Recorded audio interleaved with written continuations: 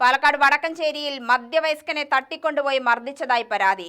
കണക്കൻതുരുത്തിയിലെ നാസറിനെയാണ് തിങ്കളാഴ്ച രാത്രി തട്ടിക്കൊണ്ടുപോയി മർദ്ദിച്ചത്. സംഭവത്തിൽ 2 പേരെ ആലത്തൂർ പോലീസ് കസ്റ്റഡിയിലെടുത്തു.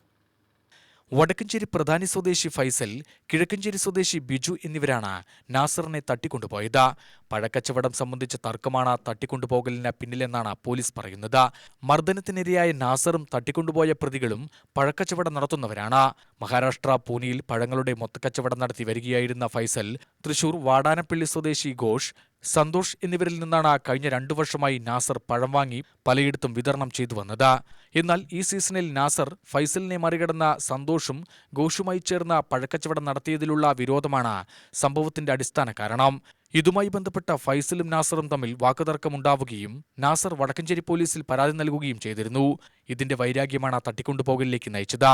തിങ്കളാഴ്ച രാത്രി മുതലമടയിൽ നിന്ന് മാങ്ങലോടുമായി ലോറിയിൽ വരികയായിരുന്ന നാസറിനെ സംസ്ഥാനപാത ഗോമതിയിൽ വെച്ചാണ് തട്ടിക്കൊണ്ടുപോയത്. രാത്രി 11:30യോടെ പ്രതികൾ സഞ്ചരിച്ച വാഹനം നാസറിന്റെ വാഹനത്തിന് കുറുകെയിട്ട് ബലമായി പിടിച്ചുകയറ്റി തട്ടിക്കൊണ്ടുപോവുകയായിരുന്നുവെന്ന് പോലീസ് പറഞ്ഞു. നാസറിന്റെ വാഹനത്തിലുണ്ടായിരുന്ന ഡ്രൈവർ വിവരമറിയിച്ചതിനെ തുടർന്ന് വടക്കഞ്ചേരി പോലീസ് മംഗലത്തെ വാഹനം തടഞ്ഞെങ്കിലും നിർത്താതെ പോയി. വാഹനത്തെ പിന്തുടർന്ന പോലീസ് ഇവരെ കിഴക്കഞ്ചേരി കണ്ണംകുളത്ത് വെച്ചാണ് പിടികൂടിയത്. മർദ്ദനത്തിൽ പരിക്കേറ്റ നാസർ നെന്മാറയിലെ സ്വകാര്യ ആശുപത്രിയിൽ ചികിത്സ തേടി. UTV news, Palakkad.